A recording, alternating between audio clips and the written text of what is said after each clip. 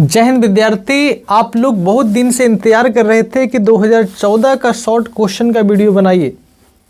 तो हम आपके लिए क्वेश्चन लेके आ गए हैं और क्वेश्चन को इतना आसान करने वाले हैं जो कि आप सोचे भी नहीं होंगे। बड़ा आसान हो जाएगा। जिस तरह आपको लग रहा था कि लॉन्ग क्वेश्चन बड़ा हार्ड है, हार्ड था क्या? हार्ड नहीं था। लेकिन हम एक चीज़ आपको बताना चाहते हैं कि यहाँ पे विद्यार्थी तो वीडियो को देख रहे हैं, कुछ विद्यार्थी केवल देख के चले जा रहे हैं। भाई हम आपसे क्या मांग रहे हैं? केवल चैनल को सब्सक्राइब तो कर दो भाई। हम भी आपके लिए मेहनत कर रहे हैं। 63% देखते हैं सब्सक्राइब किया हुआ है और 34 या कुछ है वो सब्सक्राइब नहीं किया हुआ। तो भाई केवल आप वीडियो देख के नहीं जाएं, हम आपके लिए दिन रात मेहनत कर रहे हैं। तो आप प्लीज़ सब्सक्राइब करें और अपने दोस्तों के साथ भी शेयर करें। तो मिलते हैं इस प्रश्न में। देखिए क्वेश्चन है कि दो विद्युत बल रेखाएं क्यों एक दूसरे को काट नहीं सकती है। बड़ा फेमस क्वेश्चन है। क्या दो समविभव सतह काट सकती है? देखिए इस क्वेश्चन को बताने के लिए हम कुछ पॉइंट आपको बताते हैं। जैसे आप लोग पढ़े होंगे विद्युत क्षेत्र, विद्युत क्षेत्र, और एक आप पढ़े होंगे चुंबकीय क्षेत्र। आप ये बताइए विद्युत क्षेत्र की दिशा को दिखाने के लिए जिस शब्द का इस्तेमाल करते हैं वो क्या होता है? विद्युत क्षेत्र रेखाएं। विद्युत क्षेत्र की दिशा को दिखाने के लिए, विद्युत क्षेत्र की दिशा को दिखाने के लिए जिस शब्द का इस्तेमाल करते हैं वह शब्द है विद्युत क्षेत्र रेखाएं। और विद्युत क्षेत्र रेखाएं बताओ किधर से किधर जाती है? प्लस से माइनस की ओर, प्लस से माइनस की ओर, प्लस से माइनस की ओर, प्लस से माइनस की ओर। उसी प्रकार चुंबकीय क्षेत्र को दिखाने के लिए जिस शब्द का इस्तेमाल करते हैं, चुंबकीय क्षेत्र की दिशा को दिखाने के लिए जिस शब्द का इस्तेमाल करते हैं वो होता है चुंबकीय क्षेत्र रेखाएं। और चुंबकीय क्षेत्र रेखाएं आपको पता है किधर से किधर जाता है भाई? एन पोल से एस पोल की तरफ, एन से किधर जाता है? एस की तरफ, एन से किधर जाता है भाई? एस की तरफ। इतना आपको पता होगा। फिर से एक बार, विद्युत क्षेत्र की दिशा को दिखाने के लिए जिस शब्द का इस्तेमाल करते हैं वह शब्द है विद्युत क्षेत्र रेखाएं। और विद्युत क्षेत्र रेखाएं की दिशा बताओ प्लस से किधर होता है? माइनस की ओर। चुंबकीय क्षेत्र की दिशा को दिखाने के लिए जिस शब्द का इस्तेमाल करते हैं वो है चुंबकीय क्षेत्र रेखाएं। और चुंबकीय क्षेत्र रेखाएं बताइए एन से किधर जाता है? एस की ओर। इतना आपको पता है। तो आप ये बताइए जब प्लस से माइनस की ओर जाती है तो इसका एक दिशा फिक्स है। किधर से किधर जाना भाई? प्लस से माइनस की ओर। किधर से किधर जाना भाई? प्लस से माइनस की ओर। किधर से किधर जाना भाई? प्लस से माइनस की ओर। यहां पे किधर से किधर जाना भाई? एन से एस की ओर। तो यहां पे देखिए आपको जो प्रश्न पूछा गया वो पूछा गया है कि दो विद्युत बल रेखाएं क्यों एक दूसरे को काट नहीं सकती है। देखिए अगर आप दो विद्युत क्षेत्र रेखा को, ये जैसे प्लस मान लीजिए और ये हमारा माइनस मान लीजिए, ये इस प्रकार से आया और एक विद्युत क्षेत्र रेखा इस प्रकार से आया, तो बताइए जहां पे हमारा विद्युत क्षेत्र रेखा कट रहा है उसका एक डायरेक्शन इधर दिख रहा है और एक डायरेक्शन भाई इधर दिख रहा है। और कभी भी किसी भी क्षेत्र रेखा का अर्थात विद्युत क्षेत्र रेखा का डायरेक्शन दो नहीं हो सकता है। यह संभव ही नहीं है। यह संभव ही नहीं है कि विद्युत क्षेत्र रेखा का एक बिंदु पे दो दिशा दिखे।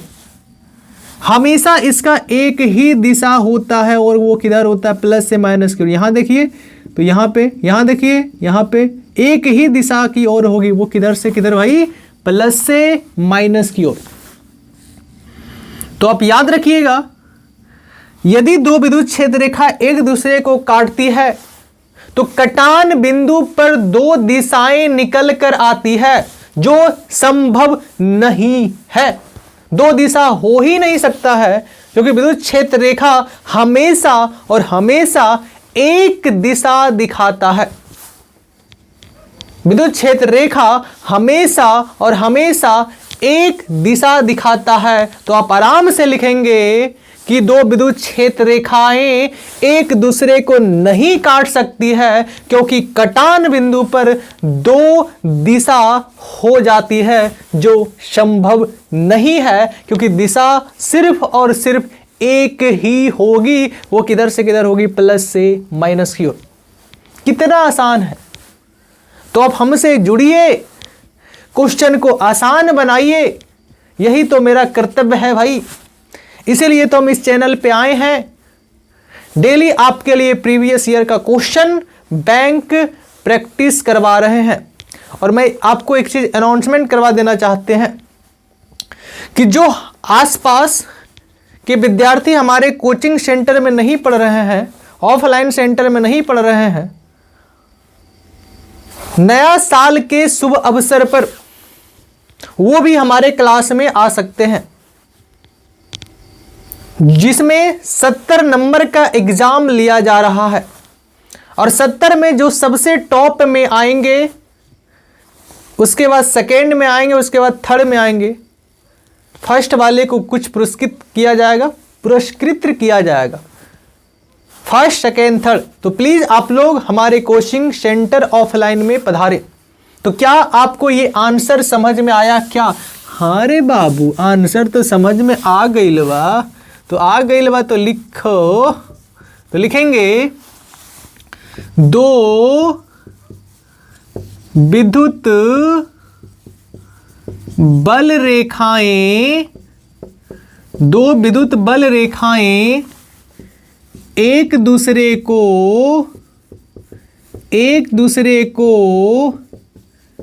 काट नहीं सकती है, क्योंकि कटान बिंदु पर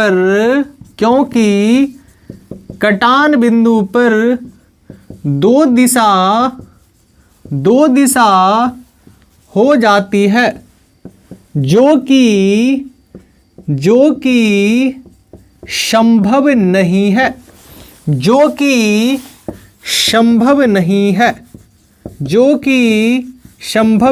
है। यही तो राइट आंसर है। डायग्राम बनाना चाहते बना दीजिए। एक डायरेक्शन देखिए इधर दिख रहा है, एक डायरेक्शन देखिए इधर दिख रहा है, संभव है ही नहीं। कितना आसान है भैया।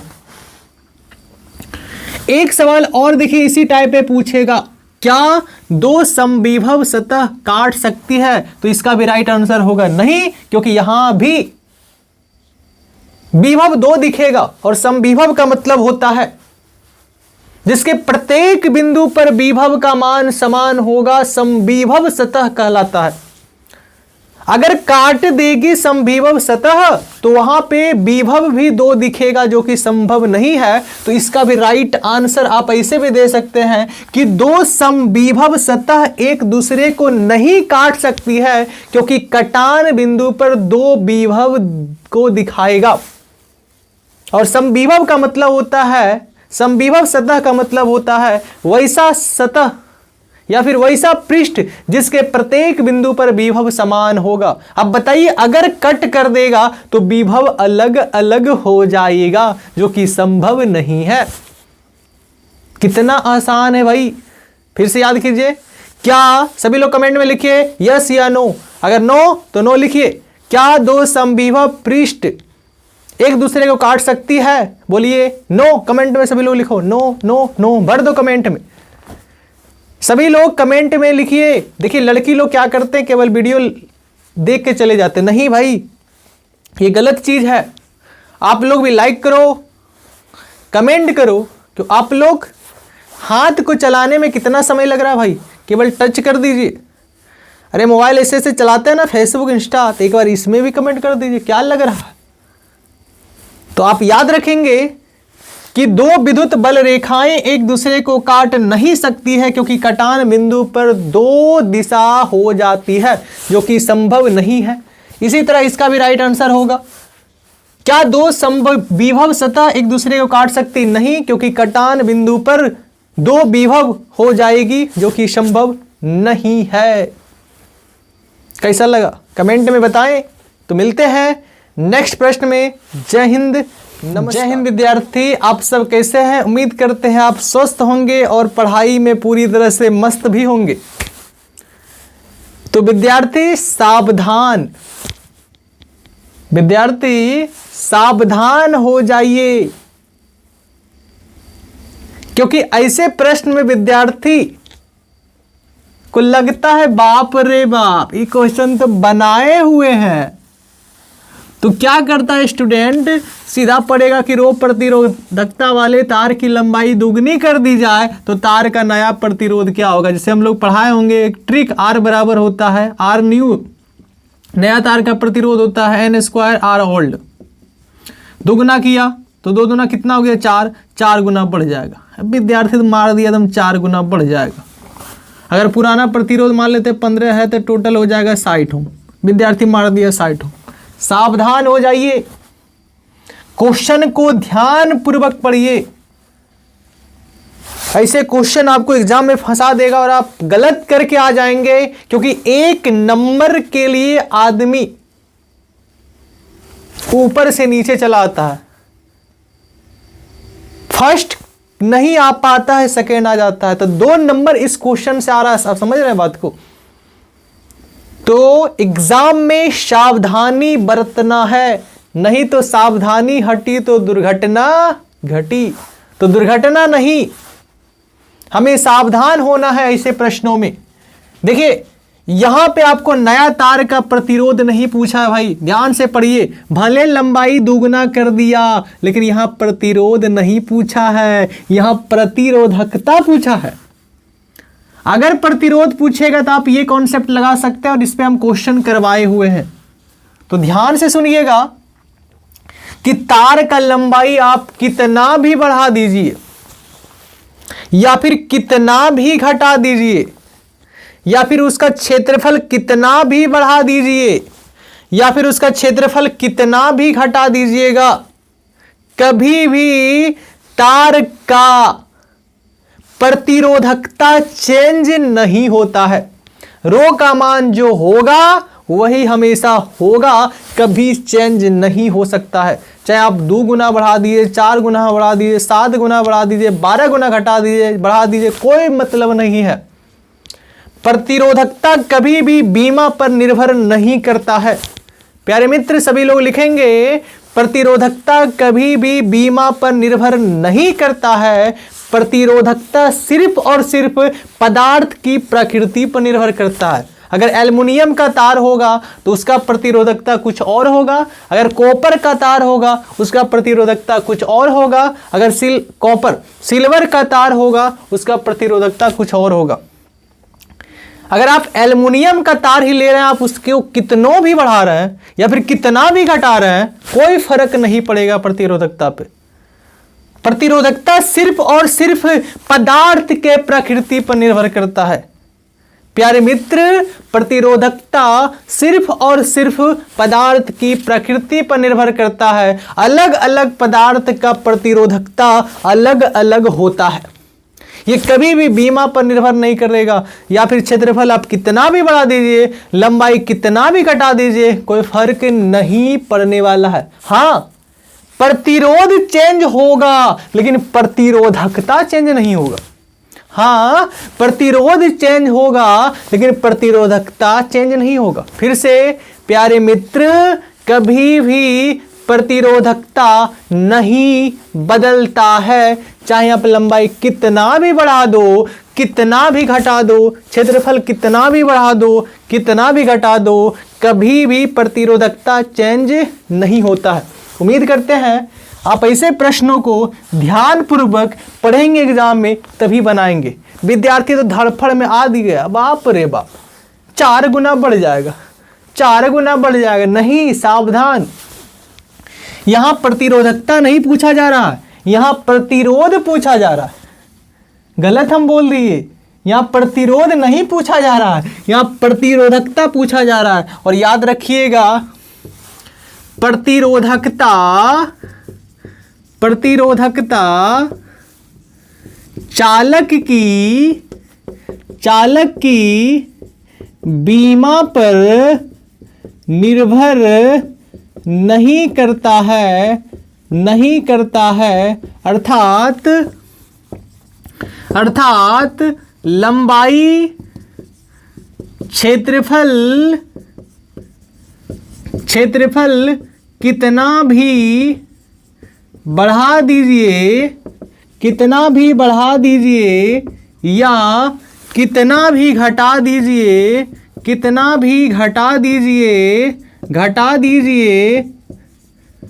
दीजिए प्रतिरोधकता कभी बदलता ही नहीं है। अगर एल्युमिनियम का तार है तो आप कितनों बढ़ा दीजिए, कितनों घटा दीजिएगा, प्रतिरोधकता कभी नहीं बदलता है। हाँ, अगर आप पदार्थ चेंज कर दिए तो प्रतिरोधकता बदलता है। तो याद रखेंगे प्रतिरोधकता अर्थात रो, प्रतिरोधकता पदार्थ की प्रकृति पर निर्भर करता है। उम्मीद करते हैं आपका दिमाग में ये सवाल का आंसर आया होगा। कैसा लगा? लाइक करो। अरे नया चैनल है भाई, सपोर्ट करो। हम आपके लिए एग्जाम तक, चाहे फिजिक्स हो चाहे केमिस्ट्री हो, धजिया उड़ा के रखेंगे। और 1 से 2 दिन के अंदर डिजिटल बोर्ड के साथ ऑब्जेक्टिव को लेके आ रहे हैं और धुआंधार ऑब्जेक्टिव 1 दिन में होगा। कम से कम 1 दिन में 50 ऑब्जेक्टिव करवाएंगे, 1 महीना कंटिन्यू। चाहे फिजिक्स हो चाहे केमिस्ट्री हो, तो जो विद्यार्थी केवल देख के चले जाते हैं उनसे हाथ जोड़कर निवेदन है, विनती है कि आप चैनलवा को सब्सक्राइब कर लो रे भाई बा। की दुश्मनी नहीं हो तो चैनलवा को सब्सक्राइब कर। चलते हैं नेक्स्ट प्रश्न में। जय हिंद विद्यार्थी। आइए हम लोग अगले प्रश्न में चलते हैं। और अगले प्रश्न आपके लिए बहुत इंपॉर्टेंट है और इसे याद करना भी बहुत जरूरी है। एग्जाम में बहुत बार इस क्वेश्चन को पूछा गया और हम आपके सामने सारा इंपॉर्टेंट पॉइंट लिखा है। तो सबसे पहले आप स्क्रीनशॉट ले लें, क्योंकि बहुत विद्यार्थी का कमेंट रहता है सर आप स्क्रीनशॉट लेने नहीं देते। तो ठीक है भैया, ले लो स्क्रीनशॉट। ले लिए, कोई बात नहीं, अगर हो गया तो बढ़िया, ठीक है। चलिए हम समझाते हैं। देखिए क्वेश्चन पूछा गया, अनुचुंबकीय तथा प्रतिचुंबकीय पदार्थों में विभेद स्पष्ट करें। विभेद का मतलब अंतर होता है। तो एक तरफ हमने लिखा प्रतिचुंबकीय पदार्थ, एक तरफ हमने लिखा अनुचुंबकीय पदार्थ। आप कमेंट करें क्या इस पे ऑब्जेक्टिव बनाया जाए। हाँ, इस पे ऑब्जेक्टिव बनाया जाए। आप कमेंट जल्दी से जल्दी करें, क्योंकि बहुत बार क्वेश्चन में पूछा गया निम्नलिखित में अनुचुंबकीय कौन है, निम्नलिखित में प्रतिचुंबकीय कौन है, तो विद्यार्थी बड़ा कंफ्यूज रहता है। तो अगर आप ऐसे प्रश्नों का आंसर जानना चाहते हैं तो जल्दी से जल्दी लाइक करो। आपको हम 50 लाइक बोलते हैं करने, लेकिन कोई करता नहीं है। ये गड़बड़ है भाई, ऐसा नहीं चलेगा। करिए, हाथ को ऐसे करने में क्या जा रहा है, खर्चा लग रहा है ना लग रहा है, तो कर दो। चलिए, अनुचुंबकीय पदार्थ और प्रतिचुंबकीय पदार्थ में स्पष्ट करने बोला। चलिए हमारे साथ बोलिए, अगर आप रूम में बैठे हैं तो गरजिए बोलिए कि प्रतिचुंबकीय पदार्थ की चुंबकशीलता 1 से कम होती। बोलो, प्रतिचुंबकीय पदार्थ की चुंबकशीलता 1 से कम होती है। ऑब्जेक्टिव में पूछेगा, म्यू आर का मान 1 से कम होती है। अनुचुंबकीय पदार्थ में चुंबकशीलता का मान 1 से अधिक होता है। याद करो, अनुचुंबकीय पदार्थ में चुंबकशीलता का मान 1 से अधिक होता है। और हम ऐसे ऐसे पॉइंट लिखें जो ऑब्जेक्टिव पूछता है। दूसरा याद कीजिए, इनकी चुंबकीय प्रवृत्ति का मान छोटा तथा ऋणात्मक होता है। इनकी चुंबकीय प्रकृति का मान छोटा तथा धनात्मक होता है। तीसरा पॉइंट याद कीजिए, ताप के परिवर्तन से इनकी चुंबकीय प्रवृत्ति पर कोई प्रभाव नहीं पड़ता है, लेकिन यहाँ प्रभाव पड़ेगा। इन पदार्थों की चुंबकीय प्रवृत्ति ताप की व्युत्क्रमानुपाती होता है, अर्थात टेम्परेचर बढ़ाइएगा तो बताओ चुंबकीय प्रवृत्ति क्या होगा, घटेगा। अगर टेम्परेचर घटाइएगा तो चुंबकीय प्रवृत्ति क्या होगा, बढ़ेगा। और इसी को क्यूरी का नियम भी कहा जाता है। आप याद रखिएगा, चुंबकीय प्रवृत्ति तापमान का व्युत्क्रमानुपाती होता है। ये किसने कहा था, क्यूरी नामक वैज्ञानिक ने। और ऑब्जेक्टिव में पूछ भी सकता है, तो इसे आप लिख ले भैया। फिर से याद करते हैं, इनकी आपेक्षिक चुंबकशीलता 1 से कम, इनकी आपेक्षिक चुंबकशीलता 1 से अधिक, इनकी चुंबकीय प्रवृत्ति का मान छोटा ऋणात्मक, इनकी चुंबकीय प्रवृत्ति का मान छोटा धनात्मक। इसमें ताप परिवर्तन करने से चुंबकीय प्रवृत्ति पर कोई फर्क नहीं पड़ेगा, इसमें फर्क पड़ेगा। याद हो गया? सभी लोग याद कर ले। बड़ा आसान आंसर हम लिखें आपके सामने, क्योंकि हम यहाँ पे देखिए सारा टीचर पढ़ाता ही है और यही चीज़ पढ़ाएगा, लेकिन हम जैसे आपको बताएंगे वैसे आपको हल्का भी लगेगा। अगर आप एक्सेप्ट करते हैं तो कमेंट में जरूर लिखें भैया। तो मिलते हैं नेक्स्ट प्रश्न में। जय हिंद, नमस्कार। अब वीडियो को लाइक। जय हिंद विद्यार्थी, आप सब कैसे हैं? उम्मीद करते हैं आप स्वस्थ होंगे और पढ़ाई में मस्त भी होंगे। तो हम आपके लिए नेक्स्ट क्वेश्चन को बड़ा आसान करने वाले हैं, और ये क्वेश्चन बहुत बार पूछा भी गया है, तो इससे डरना नहीं है, क्योंकि हम हैं, डरना नहीं है। आइए सबसे पहले एक परिनालिका बनाते हैं। क्या बोल रहा है, एक आदर्श परिनालिका का 100 प्रेरकत्व प्राप्त करें। बड़ा आसान है भैया। सबसे पहले क्या जानते हैं हम लोग कि एक विद्युत रोधी के ऊपर चालक तार को, एक विद्युत रोधी के ऊपर चालक तार को इस प्रकार से लपेटे कि चालक तार एक दूसरे के अगल बगल हो, और इस प्रकार का व्यवस्था क्या कहलाता भैया, परिनालिका। क्या कहलाएगा, परिनालिका। ये हमारा परिनालिका बनके तैयार हो गया। और मान लेते हैं इस परिनालिका की टोटल लंबाई है L। टोटल लंबाई कितना भाई, L। और इसमें फेरों की संख्या भी मान लेते हैं कैपिटल N। इस लंबाई में फेरों की संख्या मान लेते हैं क्या है, कैपिटल N। और मान लिया जाए कि धारा प्रवाहित हो रहा है। अब बताइए, अगर किसी भी परिनालिका के अंदर धारा प्रवाहित होगा तो इसके चारों ओर क्या बनेगा, चुंबकीय क्षेत्र। और याद रखिएगा, परिनालिका में कभी भी चुंबकीय क्षेत्र बाहर नहीं बनता है, हमेशा अंदर की ओर बनता है। और उसका मान होता है, उस चुंबकीय क्षेत्र का मान होता है B बराबर μ0 इंटू NI। ये हम पढ़ाए हैं, अगर आप ऑफलाइन सेंटर में पढ़े होंगे तो कोई बात नहीं पढ़े तो याद रखिएगा। परिनालिका के अंदर चुंबकीय क्षेत्र का मान कितना होता है, μ0 NI। इसको याद रखिएगा, ऑब्जेक्टिव पूछा भी जाता है। तो आइए हम लोग बनाते हैं। हमको निकालना है 100 प्रेरकत्व। तो ध्यान से सुनिए, देखिए कितना आसान है। लिखेंगे सबसे पहले, माना कि L लंबाई की एक परिनालिका, माना कि L लंबाई का एक परिनालिका है जिसका क्षेत्रफल भी मान लेते हैं A है, जिसका क्षेत्रफल A है। इसमें कुल फेरों की संख्या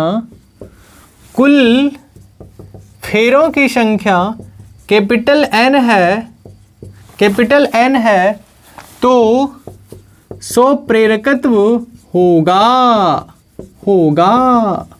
देखिए 100 प्रेरकत्व का फॉर्मूला होता है L बराबर N/I। इसको मान लीजिए समीकरण नंबर 1। आप 5b का यहाँ पे मान रख दीजिए, आंसर आ जाएगा। चलिए, तो देखिए 5b का मान निकालने के लिए सबसे पहले आपको निकालना है कि प्रति एकांक परिनालिका में नालिका में प्रति एकांक लंबाई में फेरों की संख्या, सबसे पहला पॉइंट ये निकालना है। और याद रखिएगा प्रति एकांक लंबाई में फेरों की संख्या हम लोग n मान लिए, तो इस n का मान कितना होगा, तो बड़ा आसानी से जवाब दे सकते हैं। अगर हम पूछें कि 50 मीटर में फेरों की संख्या 10 है तो 1 मीटर में बताइए क्या लिखिएगा, 10/50 अर्थात 1/5। समझ में आ रहा है ना। अर्थात फेरों में लंबाई से भाग दे देंगे। तो बताओ फेरों की संख्या कितना भैया, n, लंबाई कितना है l, तो बताओ कितना आ जाएगा, कैपिटल N/L। कितना आसान है, कुछ है क्या। दूसरा पॉइंट आपको लिखना है कि यदि परिनालिका में I धारा प्रवाहित हो रही है, I धारा प्रवाहित हो रही है तो चुंबकीय क्षेत्र क्या होगा, फाई बी बराबर म्यू नॉट NI होता है, म्यू नॉट NI होता है। यहाँ पे इसको आप मान रख सकते हैं। बताइए म्यू नॉट स्मॉल n का मान रख दीजिए, n बटे क्या है भाई l और साथ में है I। कुछ है जी। दूसरा पॉइंट आपको ये लिखना है। तीसरा पॉइंट लिखेंगे प्रति एकांक लंबाई में प्रति एकांक लंबाई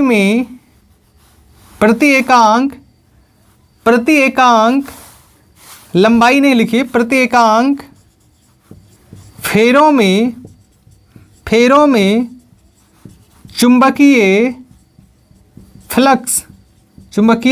फ्लक्स सॉरी ये बी है, सिंपल बी है। क्या लिख दिए भाई, चुंबकीय क्षेत्र है ना, बी बराबर mu naught into NI।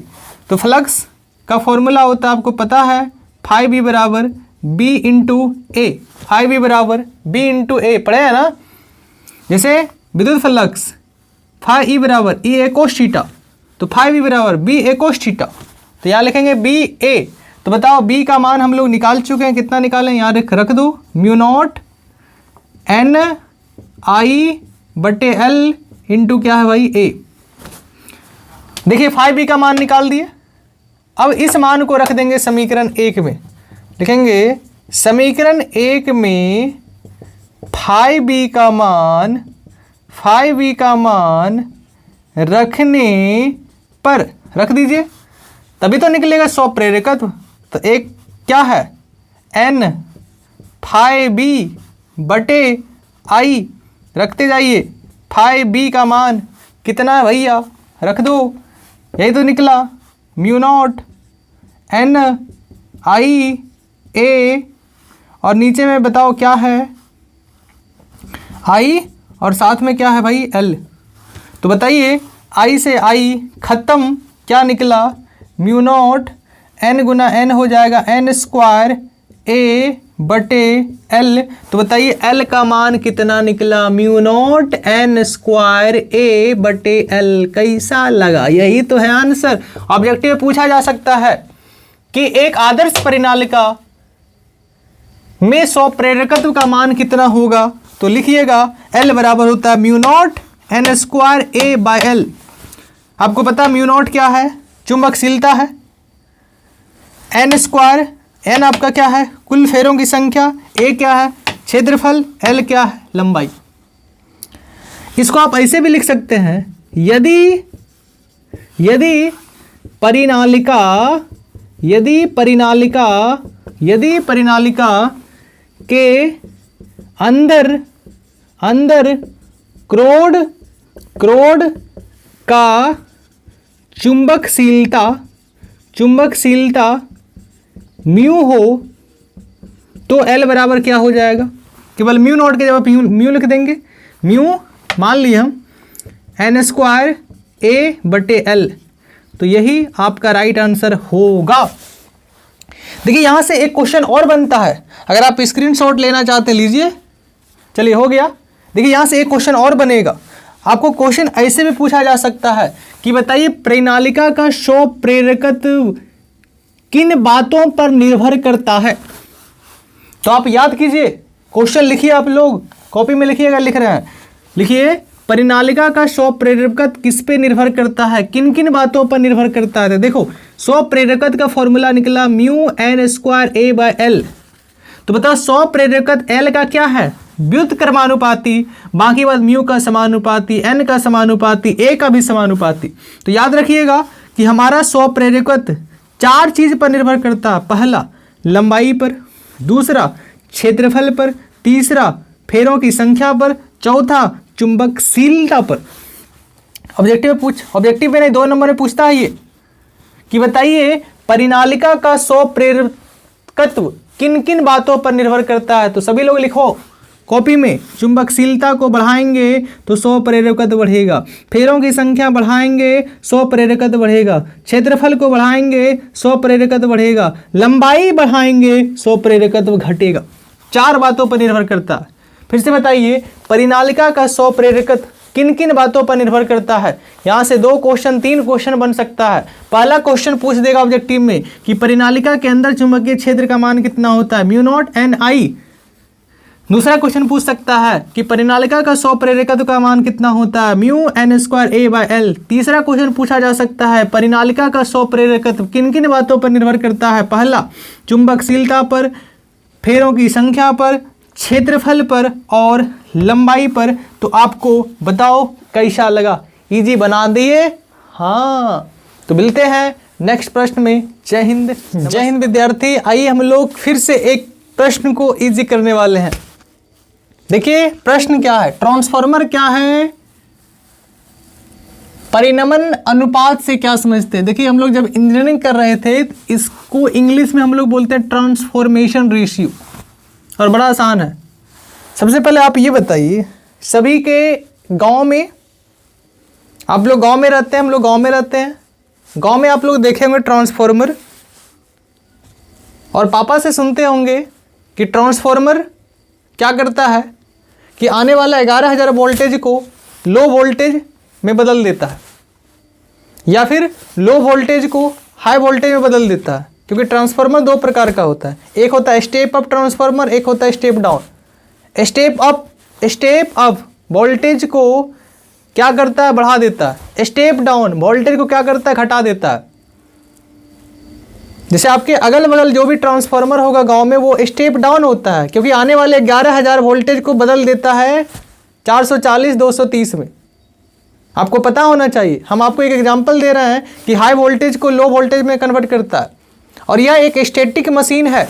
Static मतलब ये चलने फिरने वाला मशीन नहीं है, ये स्थिर मशीन है, एक जगह स्थिर होता है। और याद रखिएगा ट्रांसफार्मर का कभी भी आवृत्ति नहीं बदलता है, फ्रीक्वेंसी नहीं बदलता है। और आपको ये भी पता होगा कि हमारा जो इंडिया का जो फ्रीक्वेंसी होता है बिजली का वो 50 हर्ट्ज माना जाता है। ये सब याद रखिएगा।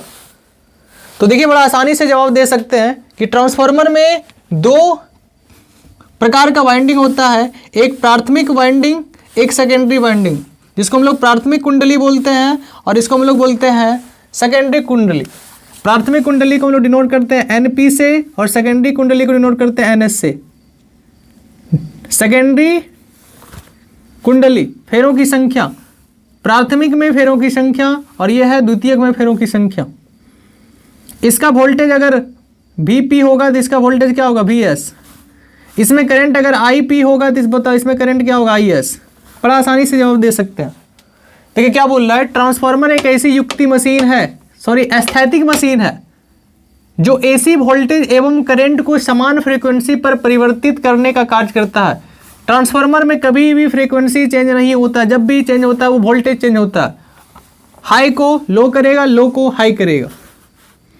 और अगला सवाल पूछा गया कि परिनमन अनुपात से आप क्या समझते हैं। बड़ा आसानी से जवाब दे सकते हैं। इसको इंग्लिश में बोलते हैं ट्रांसफॉर्मेशन रेशियो। कोई बुक K से भी डिनोट करता है, कोई बुक A से भी करता है, कोई बुक R से भी करता है। तो आपके बुक में शायद R होगा और हम लोग पढ़ते थे K। या ए?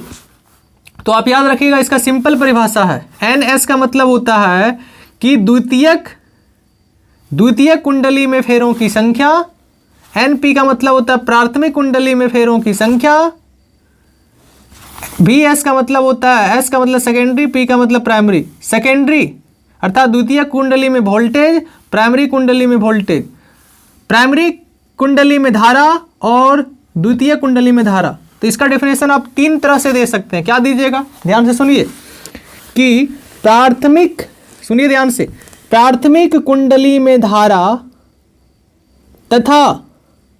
तथा द्वितीय कुंडली में धारा का अनुपात क्या कहलाएगा, परिनमन अनुपात। या फिर द्वितीय कुंडली में वोल्टेज तथा प्राथमिक कुंडली में वोल्टेज के अनुपात क्या कहलाएगा, परिनमन अनुपात। या फिर द्वितीय कुंडली में फेरों की संख्या तथा प्राथमिक कुंडली में फेरों की संख्या का अनुपात क्या कहलाएगा, परिनमन अनुपात। तो इसका डेफिनेशन आप 3 तरह से दे सकते हैं। और कभी कभी एग्जाम में फॉर्मूला भी पूछ देगा कि K का मान NS/NP होता है, तो ऑप्शन में या फिर ये देगा या फिर ये देगा या फिर ये देगा। तो अब याद रखिएगा, N के अनुसार S/P होता है, V के अनुसार भी S/P होता है, लेकिन धारा के अनुसार P/S होता है। तो सभी लोग इस चीज़ को ध्यान रखिएगा। फिर से एक बार सुनिए, द्वितीय कुंडली में फेरों की संख्या तथा प्राथमिक कुंडली में फेरों की संख्या का अनुपात क्या कहलाएगा, परिनमन अनुपात। या फिर द्वितीय कुंडली में वोल्टेज तथा प्राथमिक कुंडली में वोल्टेज का अनुपात क्या कहलाएगा, परिनमन अनुपात। या फिर प्राथमिक कुंडली में धारा तथा द्वितीय कुंडली में धारा का अनुपात क्या कहलाएगा, परिनमन अनुपात। कुछ नहीं है भाई, सिंपल है। तो मिलते हैं नेक्स्ट प्रश्न में। जय हिंद विद्यार्थी। आइए हम लोग नेक्स्ट प्रश्न को पढ़ते हैं और इसका जवाब देने का प्रयास करते हैं। देखिए क्या है, स्थिर वैद्युत परिरक्षण क्या है, इसके एक जीवन उपयोगी को लिखें। सिंपल, आप समझिए। जैसे बारिश के समय में आप क्या देखते हैं कि जब बिजली से बिजली टक्कर होती है तो बिजली गिरने का चांस रहती है। बादल से बादल जब टक्कर करती है तो बिजली गिरने का चांस होता है, क्योंकि वहाँ पे घर्षण होता है। घर्षण से एक इलेक्ट्रॉन बाहर फेंकता है, और इलेक्ट्रॉन जैसे बाहर फेंकेगा तो आपको पता होना चाहिए कि बिजली बनेगा। जब बादल से बादल टकराती है तो एक प्रकार का घर्षण होता है, और घर्षण से इलेक्ट्रॉन निकल जाता है, और इलेक्ट्रॉन जैसे निकलेगा दर दर दर दर दर करते हुए, बिजली कहाँ गिरेगा, जमीन पे। तो वही पूछा जा रहा है, किससे बचने को उपाय बताइए। तो आप एक चीज याद रखिएगा, अगर आप कहीं जा रहे हैं और उस समय बिजली का गड़गड़ाहट अर्थात बादल का गड़गड़ाहट होता है, कड़कड़ाहट होता है, तो उस समय आप कभी जाने का प्रयास ना करें। उस समय आराम से, अगर आप 4 व्हीलर गाड़ी के अंदर हैं तो उसी में रहें कहीं एक जगह, या फिर अगर कहीं घर मिले तो उस घर के अंदर चले जाना चाहिए। ऐसा नहीं कि आराम से वहाँ डांस कर रहे हैं, कूद रहे हैं, ऐसा नहीं होता है। बिजली गिरने का चांस होता है, तो उससे आप बचें। तो वही पूछा जा रहा है कि स्थिर वैद्युत परिरक्षण क्या है, अर्थात जब स्थिर वैद्युत बनता है तो उससे बचना क्या है, उसी को लिखना है। कैसे बचा जाता है, तो लिखिएगा इसका परिभाषा, किसी निश्चित क्षेत्र को स्थिर वैद्युत के प्रभाव से बचाने के लिए जो हम प्रक्रिया करते हैं वही प्रक्रिया क्या कहलाता है, स्थिर वैद्युत परिरक्षण। क्या बोल रहा है, जीवन को बचाने के लिए इसका उपयोग बताएं। बिजली कड़कड़ाने के समय गाड़ी के अंदर या घर के अंदर जाना चाहिए। तो ऐसे प्रश्न तो आप खुद समझ सकते हैं भाई, लेकिन अब तो ज़्यादा समझ में आ गया होगा। विद्यार्थी को लगता है यार क्या पूछ दिया, नहीं कुछ पूछा है। ध्यान से पढ़ें, आप आंसर दे सकते हैं। तो मिलते हैं नेक्स्ट वीडियो में। जय हिंद, नमस्कार। चैनल को जल्द से जल्द सब्सक्राइब करो, लाइक करो, कमेंट करो।